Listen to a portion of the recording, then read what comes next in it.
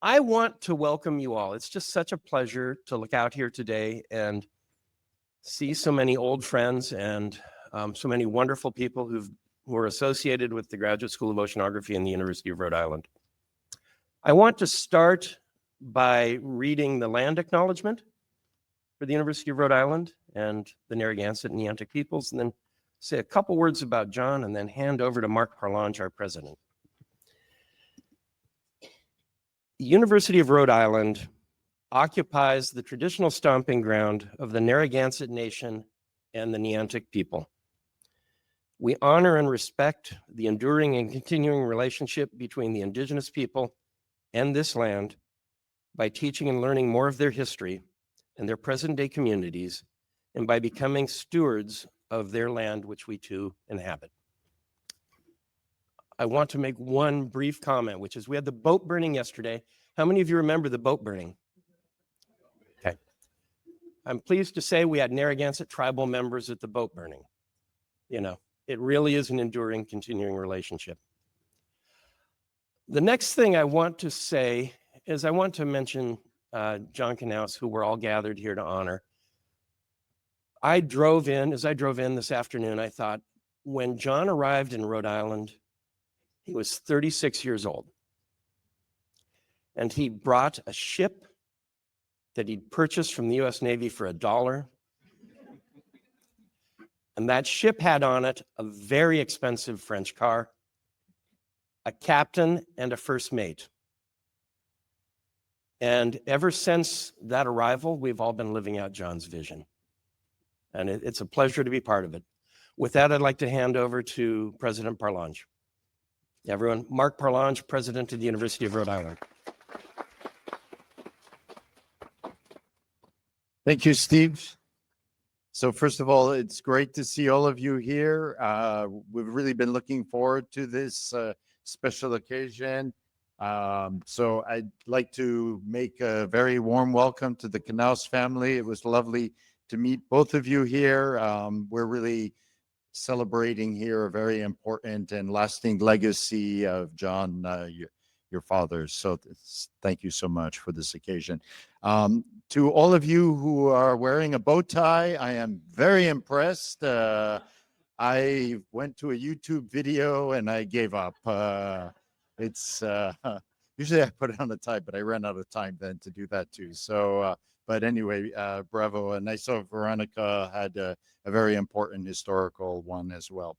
So thank you, Steve. It's really good. I'm joined by my colleagues, Barbara Wolf, Provost, Abby Benson, our Vice President for Administration and Finance.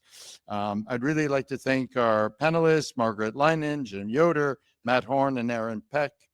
Really look forward to the conversation that's going to happen. URI is known around the globe for our expertise in convening and operating major initiatives that transcend academic institutions. And if you look at it, much of that expertise and leadership on the Bay Campus came from Dean John Knauss. And so today we have gathered to remember Dr. Knauss, celebrate his early vision, and to see how it's really blossomed into the growth we now see here on the Bay Campus. So as you all know, URI's work in ocean and marine sciences is simply world-class. And for example, last year we received more than $62 million in research awards. So that was quite significant. And this fall, our NSF research vessel, the Endeavor, which has transversed, more than 1 million miles and has been in continuous service since 1976, will complete her mission with URI. And so currently the university has been tasked with leading the East Coast Oceanographic Consortium to operate a new $125 million research vessel from the National Science Foundation, and that's the Narragansett Dawn. There's only 3 such vessels being designed to advance oceanographic research. And I should say, as the state's only Carnegie-rated R1 land and sea grant public research institution, URI is really, in so many different ways, a major contributor to the state's and the nation's blue economy. And so, as I often remind our leadership at the State House, we are Rhode Island's university. Today, the blue economy contributes more than $5 billion to Rhode Island's economy, and that figure is projected to double to $10 billion by 2030. URI's Bay Campus, it was good. Steve told me the other day, has come a long way since 1936 when we started with the small marine laboratory. And then in 1961, Dean Knauss launched the Graduate School of Oceanography. And so URI in so many different ways is really poised to continue to grow and to strengthen the impact. So warm thanks to all Rhode Island voters in here. With two recent bond referenda, Rhode Island voters have approved $145 million in investments. So thank you all. And an additional, and I'll have to say, this is where the state really stepped up and helped us, an additional $37 million of investment via the Rhode Island Capital Improvement Plan. So this support, combined with philanthropy, is really funding the necessary repairs and new construction of our facilities. And I should also say we're very well supported by our federal delegation. And so, for example, recently Senator Jack Reed announced $250,000 in federal funding to initiate a new shoreline protection project that will help protect new infrastructure on the Bay campus. I'm excited to also update you a little bit on the renovations here on the Bay campus. I presume many of you saw the new ocean robotics building, but phase one is nearing completion, and it involved really the construction of a fantastic new pier and the start of the Ocean Robotics Laboratory. So we held an official ribbon cutting for the pier in the spring of 23, and it's now fully operational. We broke ground on the Ocean Robotics Laboratory in April of 24, and this building is spectacular. It has a deep tank to allow our researchers to test remote operated vehicles, so that's very important. We are on time and budget with a projected completion of the lab for spring of 27. So big thanks to Abby Benson, our VP for Administration, Carl Calvo, Seth Vilat, and the entire team for managing this project. This is not for the faint of heart. Those of you who have built things in Rhode Island, it's challenging, but they're all in good spirits and it's going forward well. So for phase two and our pursuit of green infrastructure, for which URI has won 2 awards from the state in 24, URI received private funding from Rhode Island Energy to test potential geothermal energy, and I'm happy to share that those tests proved successful. The Ocean Engineering Complex will have the largest wave and tow tank in New England in a 100-meter long tank. That's double the length, of course, of a swimming pool. But more importantly, it's really going to support efforts that are growing here at the university, both in coastal resilience, but also in naval architecture and marine engineering. It will also be home to a large deep acoustics tank and numerous research laboratories. So it's, again, design and budget estimates are complete, and this phase should be completed by 27 or 28. And then also part of phase two is Ocean Frontiers, which will replace the existing Horn building. This too is on time and budget with a projected completion in 27 or 28. And then I have a lot of updates, so let me give you just a few more. The Marine Geological Samples Laboratory is receiving federal funding to increase refrigeration space, and that's one of 4 facilities in the U.S. that houses deep sea rocks and cores and is an NSF facility held by URI's GSO for nearly 50 years. So one of the most exciting parts of this project is the upcoming arrival of the Narragansett Dawn. The ship is currently being built in Louisiana with projected arrival of spring 27. And if you want, it's very exciting. You can go on the webcam to watch a bit of shipbuilding progress. It is exciting. So all of these projects and renovations contribute really to our 10-year strategic plan, Focus URI, and one of our 4 strategic priorities is really powering the university of the future, including enhancing our facilities to support the impactful research and teaching and all the learning that's happening.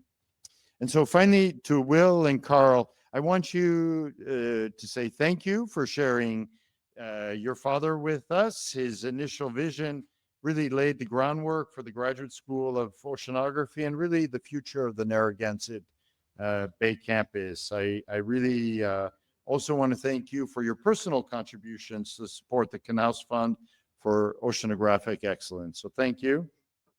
And your father's fund will continue to allow each GSO dean the ability to support faculty, staff, and students. And so I met your father in 1998. You've all been to the AGU meeting, the big meeting, and the president gives a talk to 5,000 of us. And I was so proud that, being a Rhode Islander, that the president of the whole thing was from the University of Rhode Island. So, and very nice and distinguished person. I want to just thank you all again for attending today's event, and we're really looking forward to this panel discussion. So thank you so much. Do I give it to you? I'm looking for Peter for direction. It goes to me.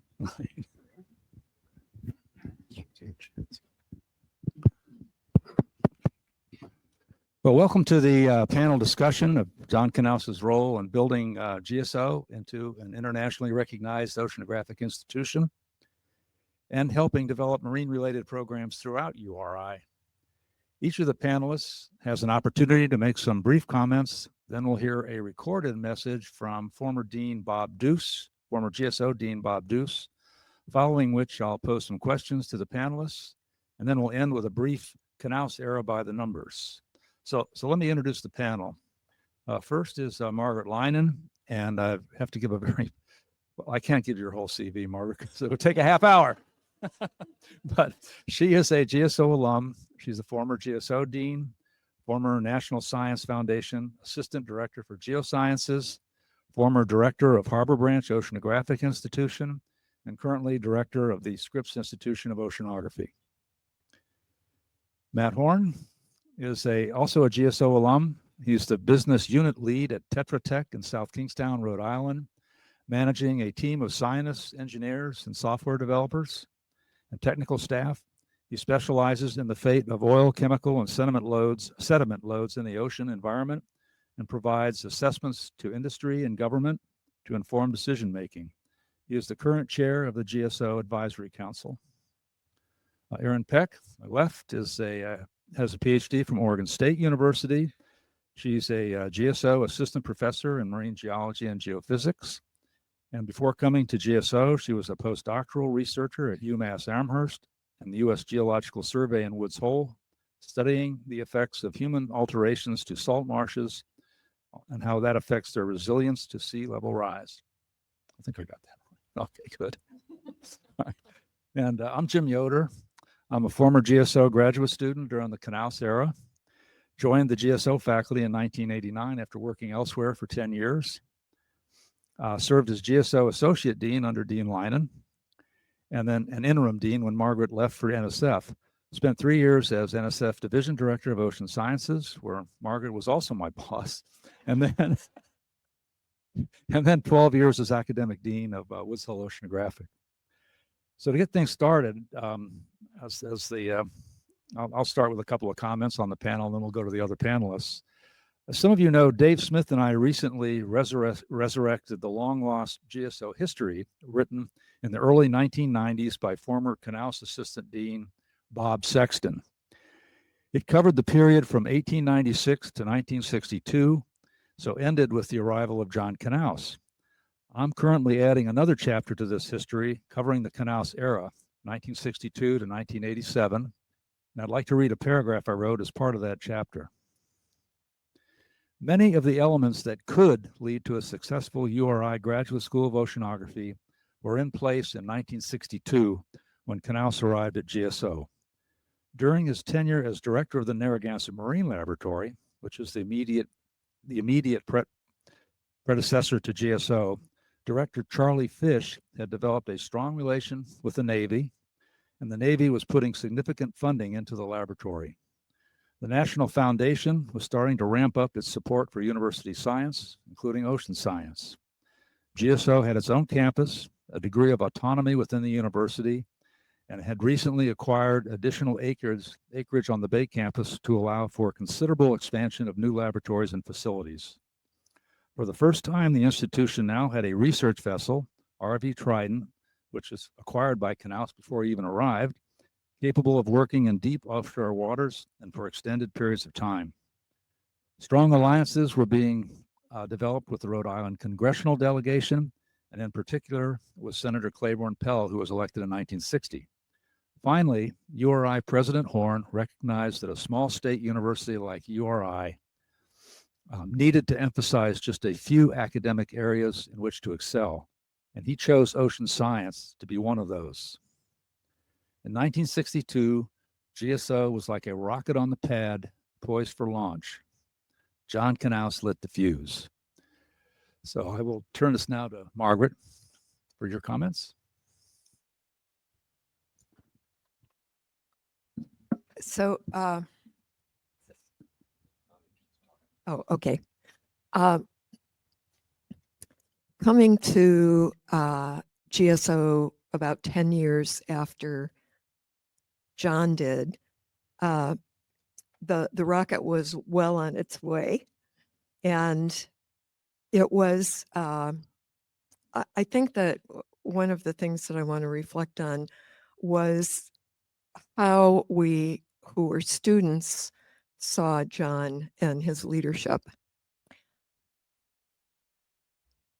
It was, having been at a lot of institutions now, one of the things that was very clear about John was his interest in the graduate students. And he knew the names of all the graduate students. And we were bringing in about somewhere between, in the early 70s, somewhere between 40 and 50 new graduate students a year. And he knew them all. And he would see you on the quad and say something. It wasn't until I became dean that I found in his closet pages with the pictures of every graduate student and the name of the graduate student. And when he opened his closet door, where his coats were and everything, we were all in front of him. But the point was not so much that he had a cheat sheet, it was that he cared to have one, and that he thought that it was his responsibility to try to get to know all of these graduate students. And his real dedication to the academic program and the care and feeding of graduate students, in addition to, of course, research and having a ship, and as we used to say in the day, he had a church, he had a nuclear reactor, and he had a ship. He was a powerful guy, and of course his own little piece of heaven here as part of the URI campus at GSO.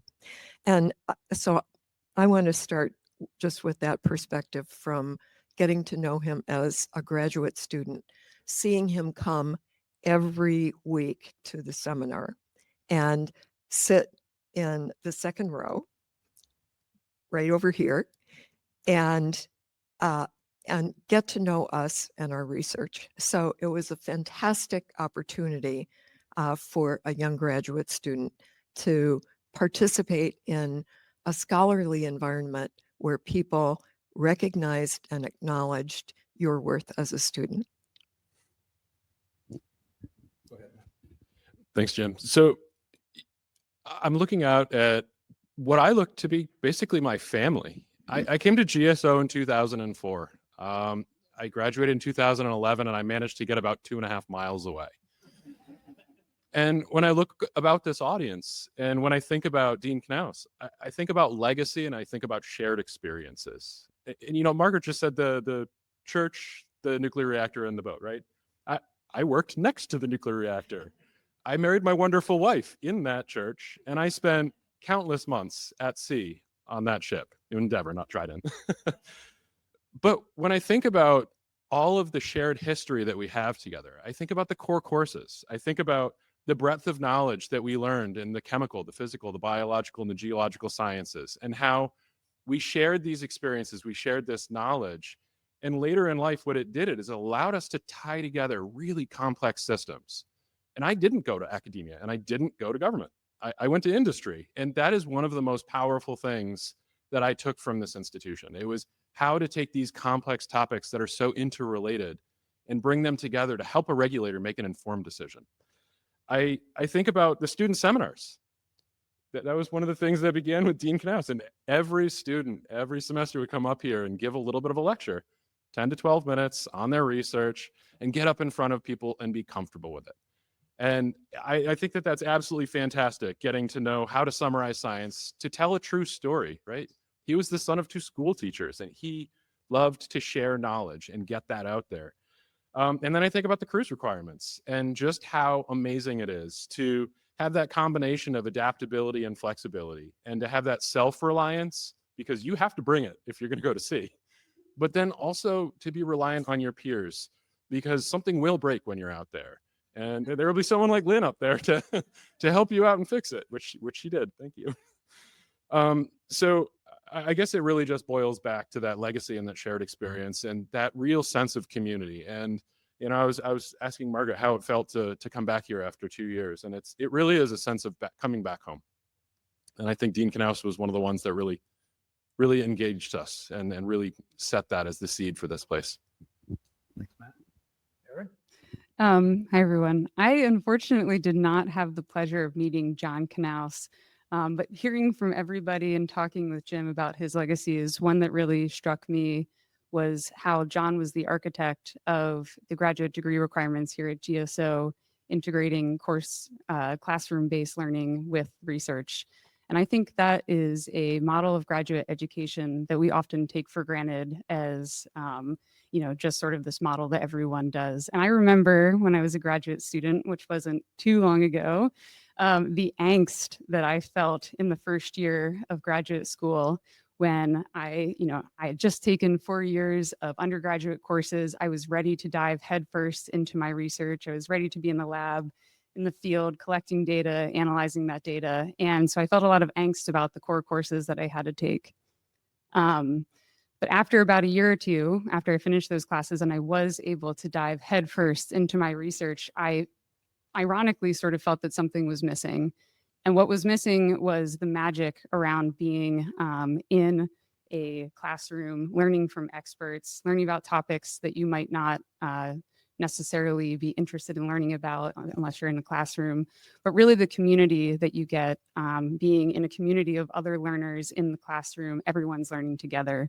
And so I missed that aspect so much so that towards the end of my graduate degree, I actually started taking even more courses beyond what was required. So many so that I got a minor in risk and hazard assessment. I got a graduate certificate in college and university teaching. I took a lot of outdoor education courses, and I found that made me a more well-rounded scientist. And so sort of bringing that back to John Knauss and his legacy, I learned that even while fulfilling his responsibilities as dean, that he taught one of the core courses here at GSO. So he must have felt very similar to the feelings that I felt, that something was missing, that he wanted to be in that community of students learning together.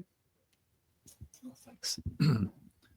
Okay, now we're scheduled to hear a video from Bob Deuce. Thank you very much, and good afternoon. I appreciate very much the chance to join you all in celebrating the 100th anniversary of John Knauss' birth.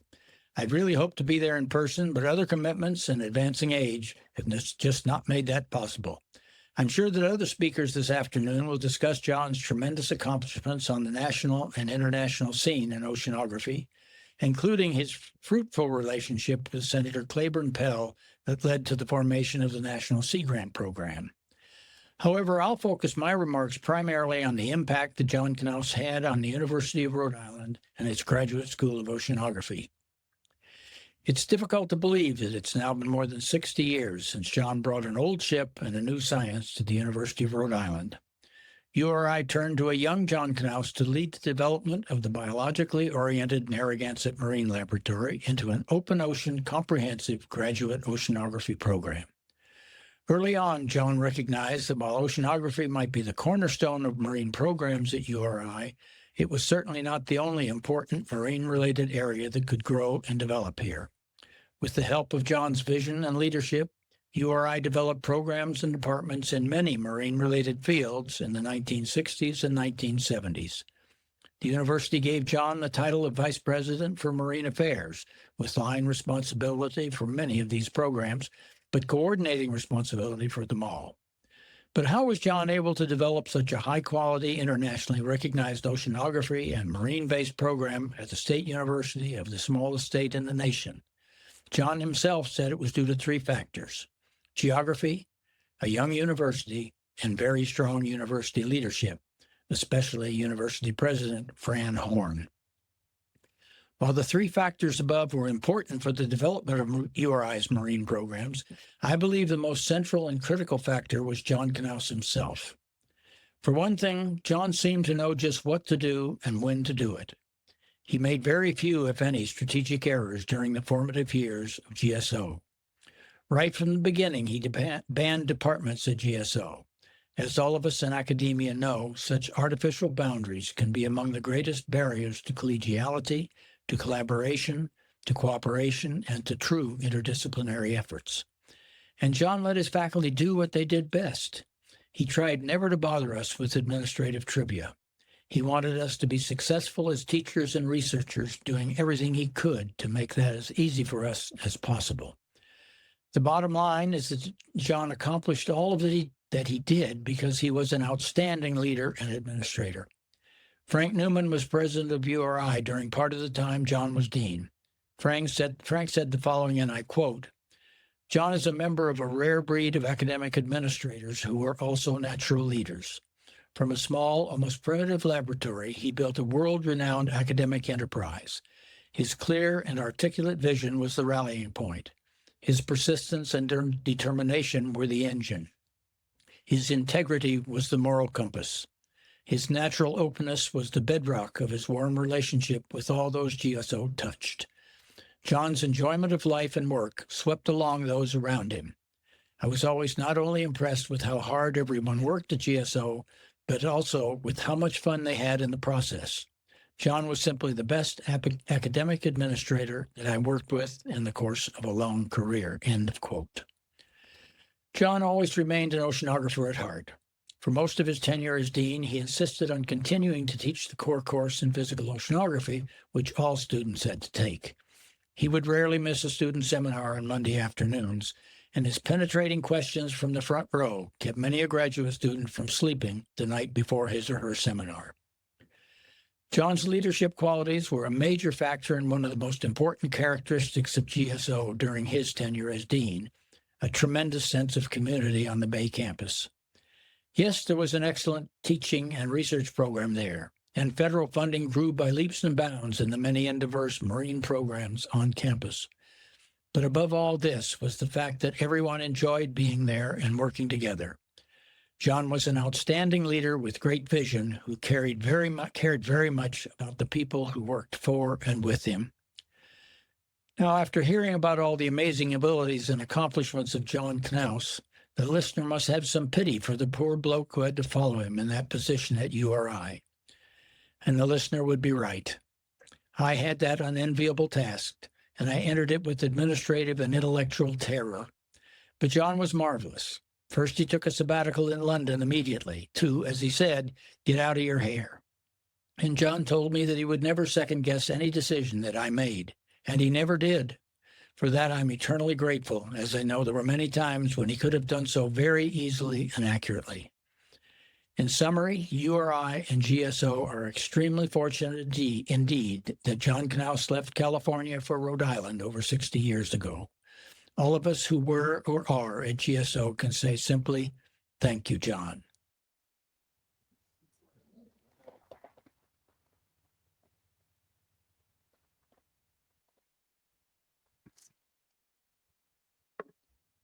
Margaret, were these shoes that were passed on to Deuce? These are, they were, okay, yeah, they're size 15. So the Yeah. idea was they're big Well- shoes to fill. When Bob went into his office the first day that he was the dean, those shoes were under the desk. And then when Margaret left, she left size 15 high heels.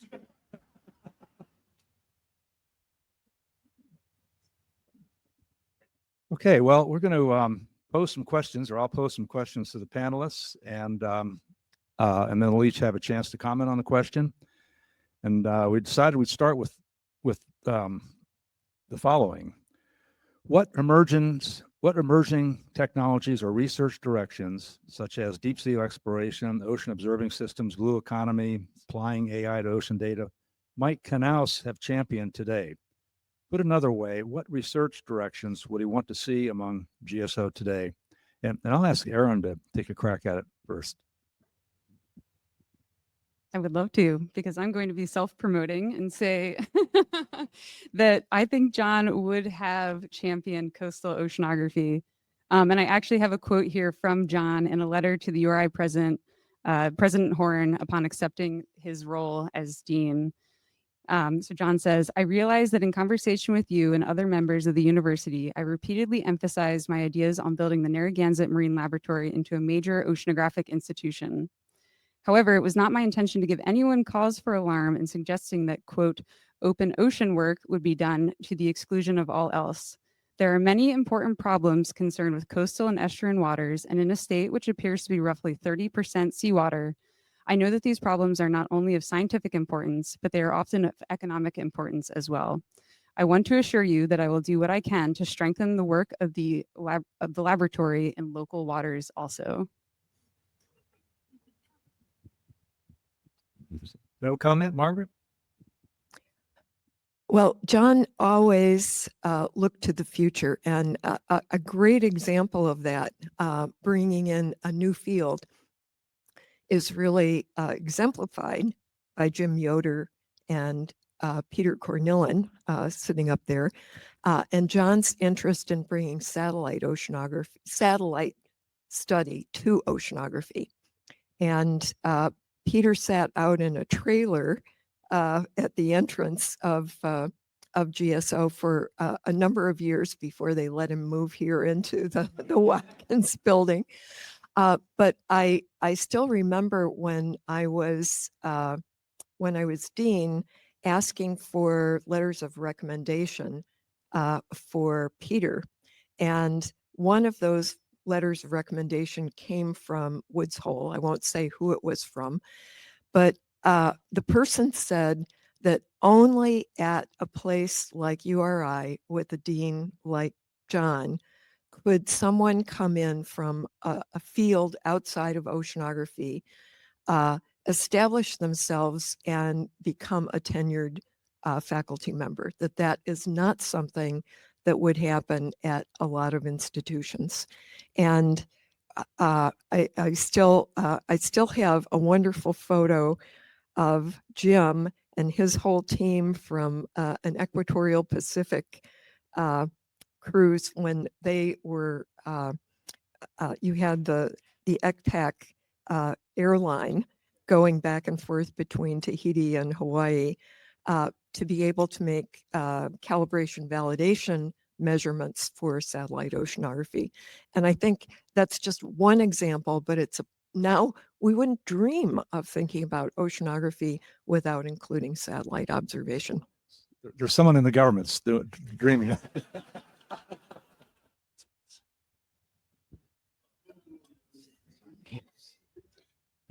So it's interesting because when I think about John Knauss, I think about a man that bridges gaps, right? He was a Navy man that got into academia, and he tied together so many different things. He had the science, he had the leadership. And when you look to the ocean, many in this room are going to see different things, right? Some see defense in the U.S. Coast Guard and the Navy. Some see food in our fisheries programs and marine affairs. Some see recreation in the sailing. And I know we have some folks, from the Saunderstown Yacht Club here.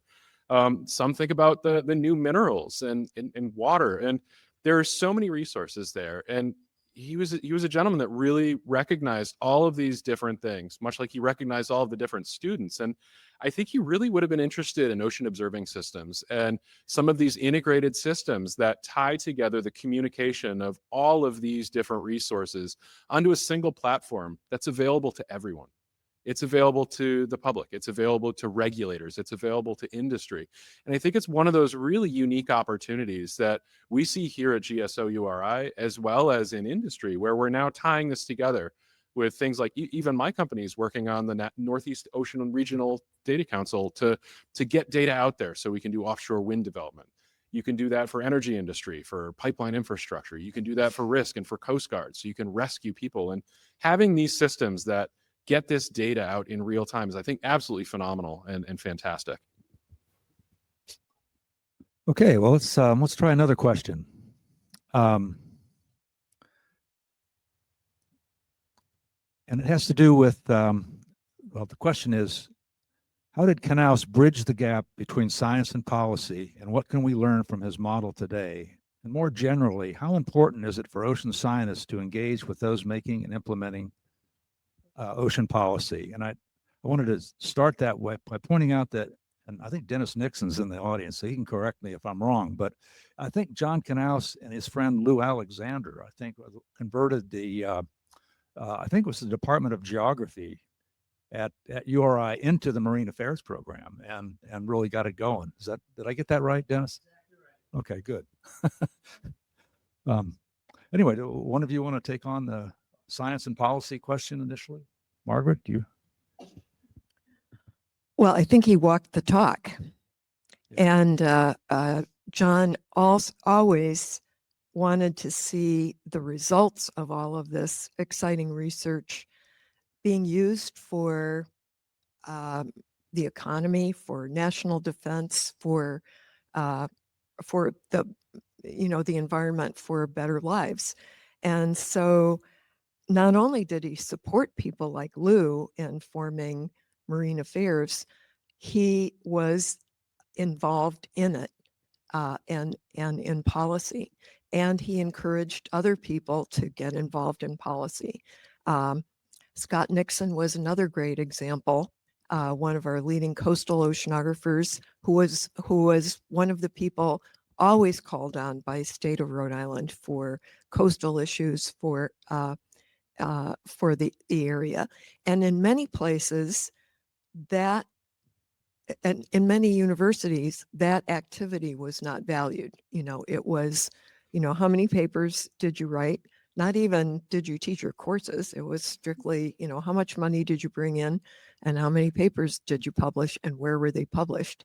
But for John, the impact of the work, as well, the impact on the lives of real people was as important as the impact factor of the publications. And I think it was that walking the talk that made such a difference. So I didn't have as much overlap there. And, thinking about the science and the policy is something that was a hard lesson for me to learn. And it was coming out of graduate school with this understanding that I wanted to be a university professor, and then really hitting the brakes and going into industry. And that application of science is, I think, that crucial piece, and having that understanding of how science can inform sound policy so that we have the resources available to us, but also to our children and grandchildren. And so that when we go out there, we can make decisions that really benefit us all, because we are here and we are going to want to live a happy and successful life, but that we can't do so in a manner that's going to be destructive. And when you see his involvement with NOAA, his involvement with the Navy, his involvement with federal policies, his involvement with marine affairs and fisheries, and maintaining sound food resources and minerals, it's just an incredible legacy and an incredible way of thinking. It's not science for the sake of science. It's really science for the sake of making this world such a better place. So even before I came to URI, I knew John's name because I was very integrated into the world of Sea Grant. And so I wanted to talk a little bit about John's impact on me and my career through his pivotal role in the formation of Sea Grant. all of the research that I did during my graduate degree was funded by Sea Grant. Almost all of the professional development trainings that I had were put together by Sea Grant, and I had a scholarship to develop outreach materials for K through 12 students funded by Sea Grant. And so I think that's just one aspect of the creation of these institutions that leaves a lasting legacy beyond maybe what you might see as the obvious. And so I'm just one person, but many people have these similar stories through Sea Grant. And, I'm here today and my career is the way that it is because of Sea Grant. And so I'm able to mentor and teach next generations of scientists and students and continue my research and my outreach because of Sea Grant. And so thank you, John. Killing these questions. Let's go to this one. What are the differences as well as the similarities of GSO today compared to GSO in 1987 when Knauss stepped down? And I think Matt, you had some thoughts on this. Well, it's interesting because President Parlange covered a lot of these.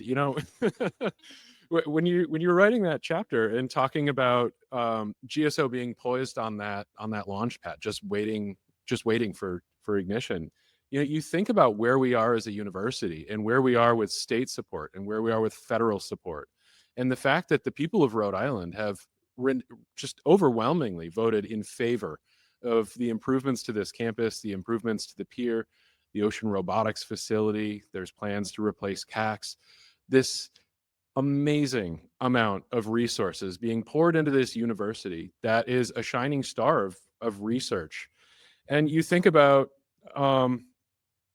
just all of the things that are going on. I mean, RV Endeavor is the longest sailing ship in the UNOLS fleet, right? That is absolutely phenomenal. You look out that window at that vessel, and I mean, I'd get on her for a couple more years, right? And the fact that we have the Narragansett Dawn coming here, and maybe not last year, but maybe in a couple of years' time, I just think about how really, I mean, you can read the news and it can be really scary and really dire, but when you really look at what's going on around here, there is opportunity. There is opportunity for the researchers that are here. There's opportunity for the professors. There's opportunity for those students that are here and those students that are going to be coming in the next 10, 20, and 50 years. I think it's an exciting place to be. So I think there is a lot of similarities there. Margaret, do you have any thoughts?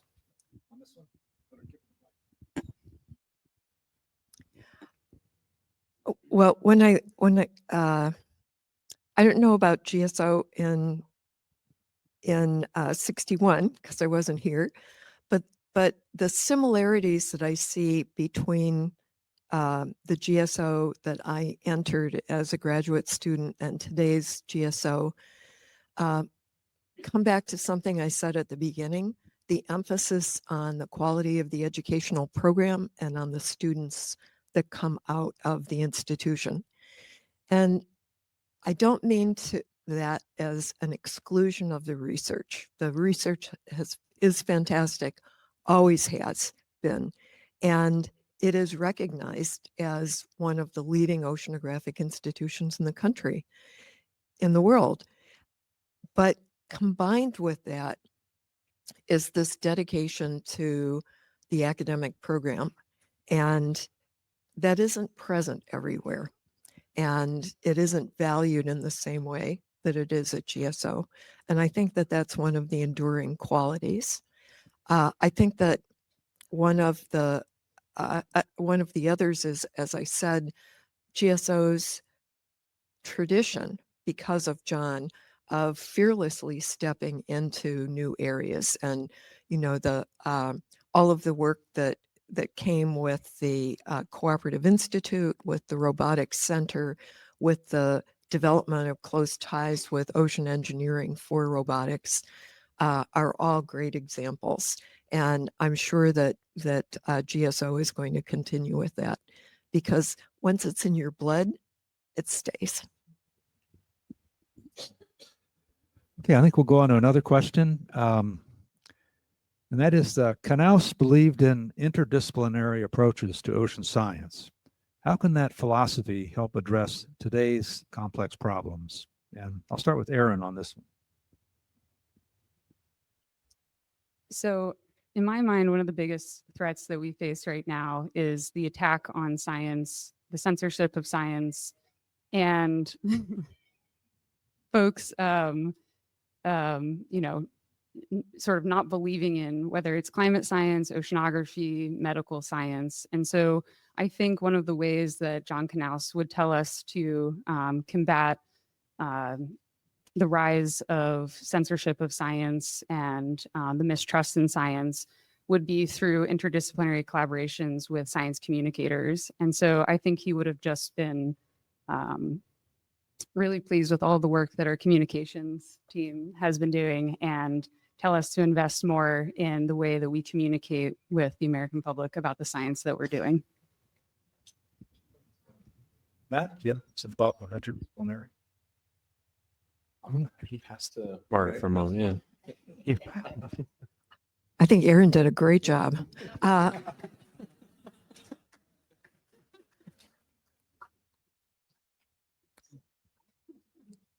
For those of you who knew John, I can imagine him sitting here going,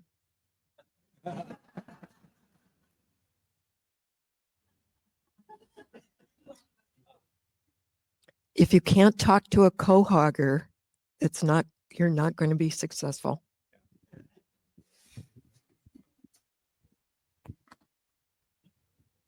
Okay, well, I think we can, since we want to move on to the reception, I think very, very shortly, then let's, there's a couple things to end up on.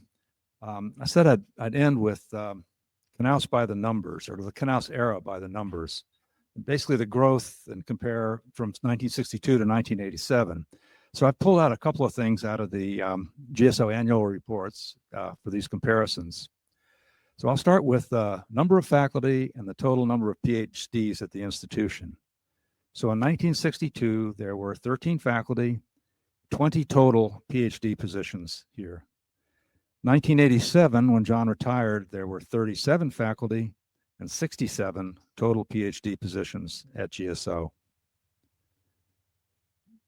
The number of the next category is the number of technical and administrative staff, and these annual reports are amazing. They list everybody's name. I mean, you can go through and recognize people that you work with.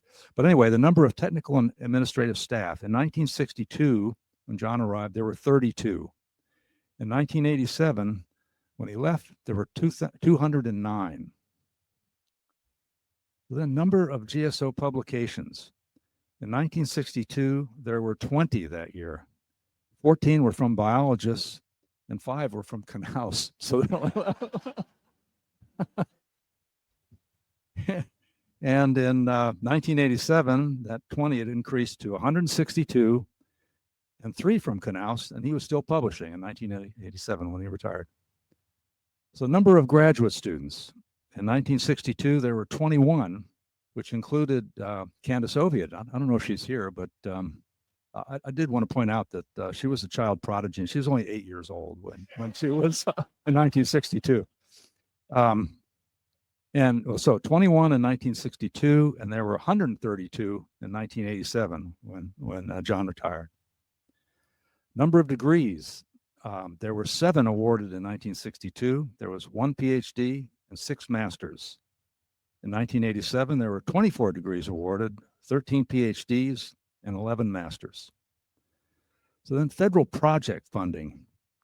There was less than $1 million in project funding in 1962, most of which came from O&R. There was nothing from NSF. NSF really hadn't gotten going by then. In 1987, that had increased to $12.8 million, $3.5 million from O&R, $3.9 million from NSF. So the big increase in totals, and now NSF was a major player in ocean science. Federal ship operations funds, they weren't included in those numbers above. That there was 0 in 1962, and by 1987 there was 1.9 million to operate the Endeavor at the time. Funding from the university in 1962, there was $237,000 is what ran GSO from the university. And in 1987, that had increased to 3.8 million. Number of ocean-going ships. Well, of course, there were none before Knauss, and Knauss acquired 2, both Trident and Endeavor. So those are some numbers that you're able to, I was able to pull out of the annual reports, the old annual reports. But in closing, I want to mention a characteristic of John Knauss that I'll always remember, and Margaret alluded to it earlier. By his actions, such as frequently eating lunch with the students, faculty, and staff in the lunchroom, always attending the student seminar series when he was in town, as well as being easy to approach with questions or for advice, John made it clear that he valued the contributions of students and staff to the GSO mission. As individuals, we weren't just another brick in the wall, as the Pink Floyd song goes, but important participants to the success of GSO. This characteristic of John Knauss was one of the reasons GSO was such a great place to study and work during the time John served as dean. It still is, by the way, so that hasn't changed. Finally, before we conclude, I'd like to ask you to consider making a gift to the John A. Knauss Fund for Oceanographic Excellence. Through September, Will and Carl Knauss will match donations to the fund, which is named after their father. You can find information and QR codes at the registration table here in the Corliss lobby and on the tables at the reception. Thank you for attending this discussion. And now on to the reception. I don't know where it is, but I'm sure we can find it. So thank you for attending.